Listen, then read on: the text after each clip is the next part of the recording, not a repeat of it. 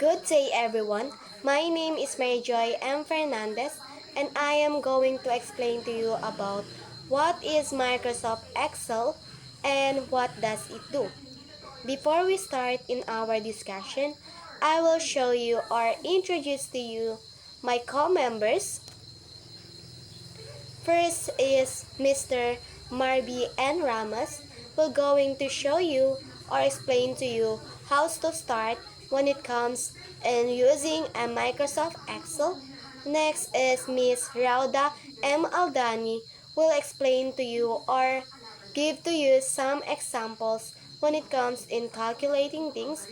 And lastly, our beautiful lady, Miss Kristel Joy E. Demandante will going to explain to you about the main point of using a Microsoft Excel and of course the conclusion. So let's proceed with our discussion in Microsoft Excel.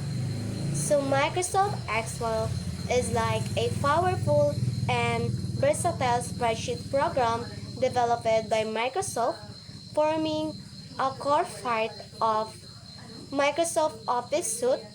Is used globally for organizing, analyzing, and manipulating data, is making it an indispensable tool for professionals across various fields. As a student, kailangan talaga natin itong Microsoft Excel when it comes in solving the quizzes of your fellow students when it comes in demo teaching, wherein naka-detailed na lahat dun, wherein nagbibigay ka din ng quizzes, applications when it comes in dealing with your students. Para naman madalian na lang yung gawa, tsaka isang click mo lang, nandun lahat yung total para unfair din sa iba. Para hindi rin masabi ng students mo na like gawa-gawa lang yung grades. So, next is Microsoft Excel also is like a digital spreadsheet or digital notebook that mimics the traditional paper-based spreadsheets used for accounting and data management. It also represents a grid-like interface with rows and columns intersecting to form from individual cells. Just like I'd always say, kailangan talaga to ng students or as well yung mag-aaral para naman madalian lang yung pag-solve when it comes in solving the grades of your students and etc. The Microsoft Excel wherein you can write everything like numbers, text, dates and times, formulas, functions, and etc. When it comes numbers, you can think about you can write down your quizzes of your students or yung mga nagastos mo sa loob ng isang buwan or sa isang linggo. So next is text. When it comes in text, you can write down like the names of your students or yung mga notes or mga descriptions. The next is dates and time. When we say dates and time, wherein pwede mo tong ilagay dito yung mga schedules mo. For example, schedules mo sa paggawa ng assignment, etc. And of course, the time wherein if ever may pupuntahan ka ba or may importante ka bang gagawin. The next is formula. It's about adding like addition when it comes in mathematics. Next is function. It's all about built-in formulas wherein pwede mo i-solve lahat ng information or yung mga quizzes ng students mo para madalian na lamang. So, let's proceed. So, what does Microsoft Excel do? Microsoft Excel do is it can help you when it comes in data organization and management. First is data entry. When we say data entry, you can type everything like your informations like the names of your students and etc. Data formatting. When we say data formatting, it's about making it look nice or organisado masyado yung mga pangalan ng students or yung mga quizzes nila and etc. And of course, when you see data formatting, it's all about when it comes kung paano ba magiging maganda, like yung mga fonts, yung mga colors, and of course, yung mga borders para mas lalong maintindihan ng student and lalong mabasa ng mabuti. And next is data sorting and filtering. It's all about putting your data in order to find a specific information quickly.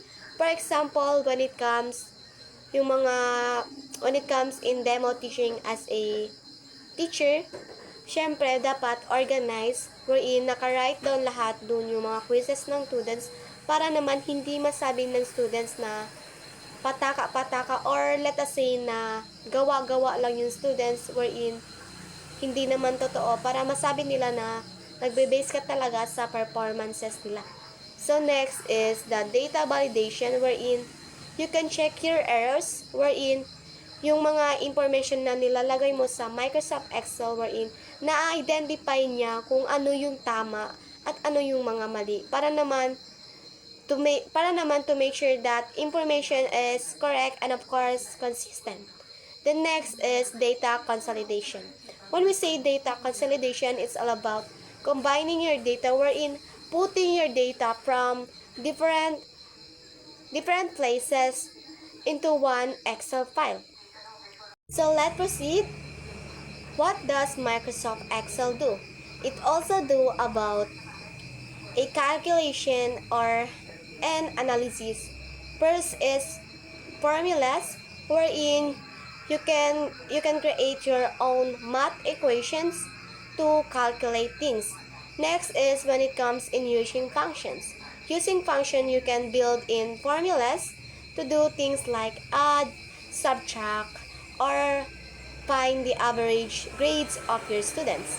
The next is what if analysis wherein you can play what if analysis wherein change the numbers to see how it affects other calculations. The next is pivot tables. When it comes in pivot tables, it's all about making a summary tables wherein you can group your data to see patterns and of course trends. Next is using a graphs or charts. Create charts and graphs wherein you can make a visual pictures of your data to understand it better. Next is the automation and programming. So first is macros. When we say macros, it's all about record things or record step to do things automatically so you don't have to repeat them. Next is Visual Basic Application or the VBA, wherein is a programming language to make Excel do even more complex things. And lastly, the data connections, wherein you can import your data, get information from other places like websites or databases and etc. So that will be all for my part. So let's welcome our next presenter, wherein he will going to show you about how to use a Microsoft Excel when starting until the end. Yes, let's welcome Mr. Marvie N. Ramos, our baby boy in this group. So that will be all for my part. Thank you very much and God bless. At this part of video, I will show you an example and show you how Excel works and the different function of it. So first, I will show you how to calculate the average of a group data. Let's say for example, we have a group of data of 15, 27, 42, 93, 56, 84, 75, and 33, and 49. Then, if you want to calculate the average of this data, just type equal average parenthesis and select the data, and the average of this group data is 53.125. So that's the simplest way to calculate or to use the average function. Now, let's say if you want to calculate the average of two numbers, type equal average parenthesis 100 and 200, close parenthesis, then the average of 100 and 200 is 150. And also, let's say if you want to calculate the average of the three numbers, just type equal average parenthesis 100, example 100, 200, and 300, then enter. The average of the three number is 200. So that is the simplest way to calculate the average or to use the average function. So now let's proceed to the sum function. So now, if you want to know the sum of this group data, just simply type equal sum parenthesis, then highlight this group of data or group of numbers, then click enter. So the sum of this data is 425. And another, if you want to calculate the sum of two numbers, just simply type equal sum 50 and 125 is equals to 175. This formula is also equals to 50 plus 125 is equals to 175. And also, if you want to calculate the three numbers, equal sum, example, 100, 200, and 300, the sum of that is equals to 600. This is also similar or equal to 100 plus 200 plus 300 is equals to 600. And now, let us proceed to the third function. We have the sum if function. So let's differentiate the sum and the sum if function. So the sum function is equals to the total of the group data. Just like for example here, highlight this. It is automatically show the sum is equals to 2714. So now I will put here a sum if for you to be visible or to be understandable or for you to easy to understand. So I will highlight this column here with the yellow. Then in the column 13 we put this mods na car.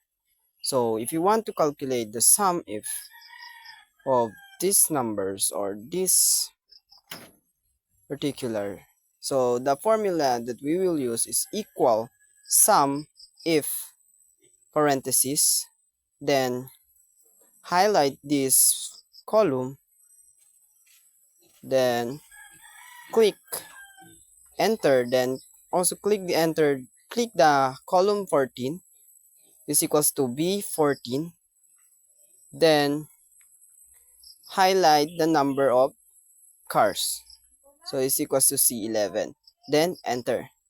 Oh, this should be the car type. So then if you want to know the sum if of these cars, or just like for example Mazda, so the total of number of cars is 692. So if you want to confirm or to check, we can use the sum formula. So sum is equals to sum 125 and 142, then 425. So it's equals to 692. Sum if formula is very useful if you have scrambled data. So like just for example, we type Honda, it's automatically calculate the total of the Honda cars. And just like for example, also we have to calculate the Toyota cars. So it's very easy for us to use or to know the total using the sum if function. Now we're gonna proceed to the fourth function, which is the count function. So now, how actually works the count function? So count function, it allows us to calculate the number of cells that contain numbers. Just like for example, we input here the formula which is equal count, then select or highlight the numbers or the data. So it will count the number of cells. So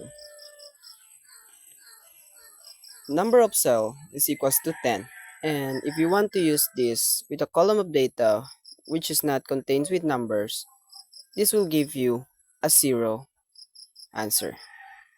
So that's all for my part, and please don't forget to like and subscribe, and also don't forget to click the notification bell in order for you to get a notification when I'm uploading a new video.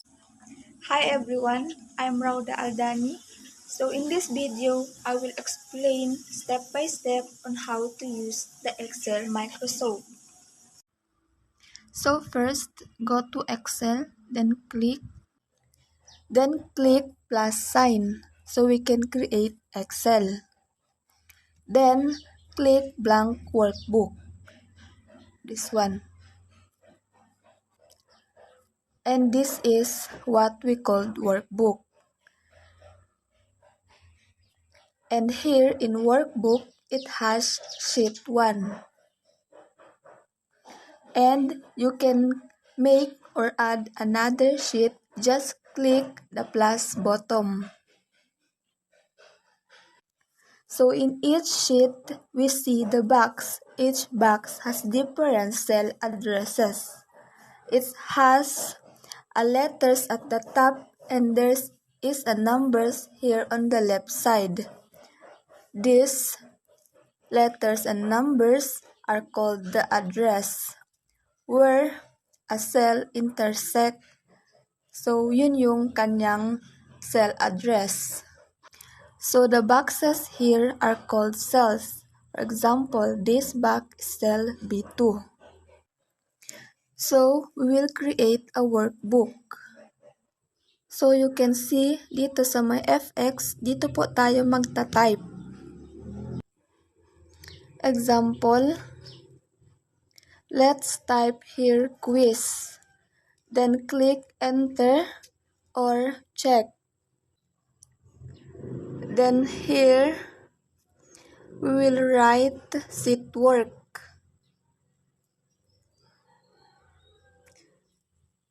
Then here on the side, we will put the total. Then here, we will put the student's name. And if the letter we wrote doesn't fit, we can move it. Click A, then you will see 2 lines and just move it to the right side. Then we will put the student's name here. So I will put here example Jose Rizal, Andres Bonifacio, Juan Luna.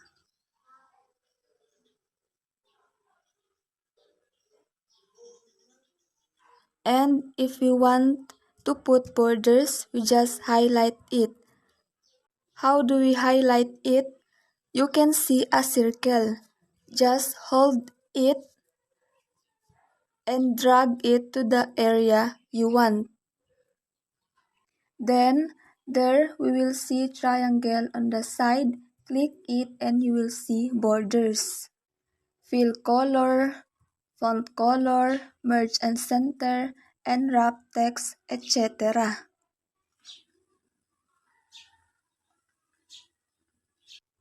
So we will choose a border style. And we will choose this one. And next, how to put a formula. So for example, let's put their score sa quiz and sheet work.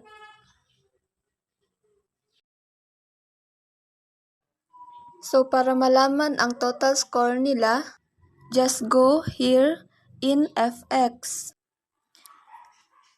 And we will use the formula. The formula equal sum parenthesis and click the cell address. You can also type cell B and close parenthesis. After that, click lang ang enter. So ayan na-compute na po yung ating total score. So pag i-click natin itong total, ipapakita po dito sa taas yung formula. At kapag i-click mo yan, magko-color yung kanilang mga cell. So susubukan natin i-drag yung formula.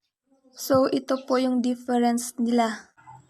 Wala po siyang drug formula, same sa computer, since phone lang ang gamit natin. So, ang gagawin lang natin, itatype natin isa-isa ang kanilang function.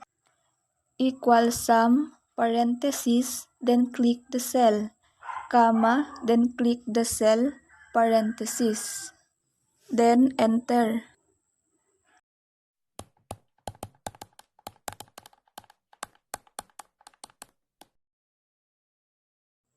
And paano natin ito isi-save? Just click the 3 dots sa gilid. Click Save As. And depende na sa inyo kung saan nyo isi-save. And ito na po yung ginawa nating Excel. That's all. Good day everyone, my name is Kristel Joy E, Demandante from BSED Mathematics. So for today's video, discussing about the Microsoft Excel, which is we make a video tutorial of how you use the Microsoft Excel. So my part is to explain to you guys what is the main point of Excel and why you should use it. And also my part is to discuss the conclusion about Excel. Okay guys, let's start first in explaining what is the main point of why you must choose to use my Microsoft Excel. So first, Microsoft Excel is a powerful spreadsheet software that enables users to effectively manage, analyze, and visualize data during informed decision and productive workflows. Also, Excel allows users to simplify complex data, automate tasks, and data-driven insight. With its powerful formulas and Marcos users can reduce manual errors at the same time. And also, the software enables users to create visualizations and reports, making it easier to communicate complex data insights to others. Additionally, Excel enhances productivity and streamlining workflows and also facilitating collaboration. Its flexibility and adaptability make it suitable for various industry, roles, and tasks.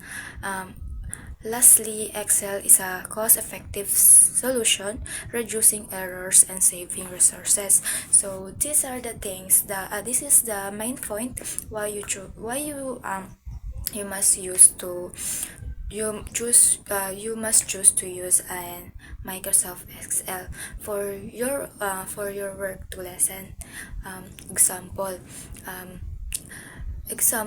is you're a teacher who isa kang teacher na kailangan mo mag-compute ng grades and etc. So mga outputs, activities, and also assignments and etc. that performance tasks that you given to your students. So para madaliin yung trabaho mo mag-compute ng students, imagine for example nag-handle ka ng 3 sections, which is each sections may 50 students. So imagine 3 sections, you have 150 students.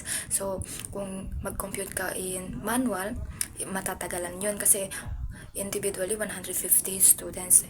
Kailangan mo mag-compute isa-isa ang compute, which is activities, assignment, and etc. sa mga performance tasks. So para madaliin yung trabaho mo, you must use Microsoft Excel.